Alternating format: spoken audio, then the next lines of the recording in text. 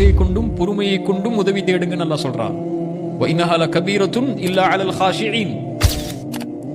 அது சிரமமான காரியம் யாருக்குன்னா அல்லாஹ்வை உள்ளச்சத்தோடு பயப்படாதவங்களுக்கு அது சிரமமான காரியம். அல்லாஹ் உள்ளச்சத்தோடு பயப்படக்கூடியவங்களுக்கு தொழுகை மிக முக்கியமான அடிப்படையான ஒரு ஆயுதம். அவங்களுக்கு அதை எடுத்துக்கொள்வாங்க.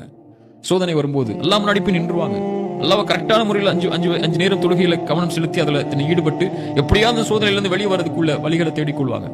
அல்லாஹ் மறக்கக்கூடியவங்க தான் அல்லது அல்லாஹ் மறக்கக்கூடியவங்க தான் பாவங்கள்ல போய் தன்னுடைய வாழ்க்கையில் இருக்கக்கூடிய சோகங்களுக்கோ பிரச்சனைகளுக்கோ வழி தேடி அதையும் தங்களுடைய வாழ்வில் இருளுக்குள்ளாக்கி கொள்வாங்க. யார் நினைவிலிருந்து தூரமாகிறாரோ அவருக்கு நெருக்கடியான வாழ்க்கை அல்லாஹ் கொடுப்பங்கிறான். அல்லாஹ்வுடைய நினைவிலேயே மிகப்பெரிய நினைவு தொழுகைதான் இல்லையா? மூசா அலைஹிஸ்ஸலாம் அல்லாஹ் சொல்லும் போது லா இலாஹ இல்லா அன ஃபஅபுதுனி, வணங்க தகுதியான உன்னை தவிர யாரும் இல்லை, என்னையே வணங்கு மூசா, வ அக்கிமிஸ் ஸலாத லிதிக்ரி, என் நினைவுக்காக தொழுகை நிலைநாட்டுங்கிறான்.